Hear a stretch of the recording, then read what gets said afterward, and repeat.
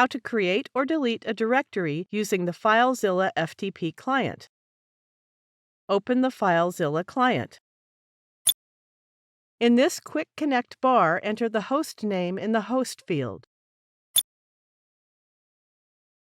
It is your domain name. Now enter the username in the username field and password into the password field. You can use your cPanel username and password as your FTP user and password. You may leave the port field empty if your login information doesn't specify a certain port to use. Now click the Quick Connect button. The server pane is now displaying files and directories on the connected server. Double-click the public HTML directory to open it. Right-click on the empty space within the file name box, and then click the Create Directory option.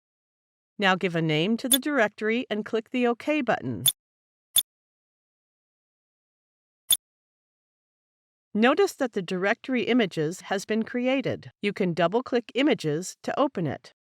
You can create a directory inside any other directory, just like public HTML directory, by following the previous steps. Now you know how to create a directory. To delete a directory, right-click on the directory, then click the Delete option.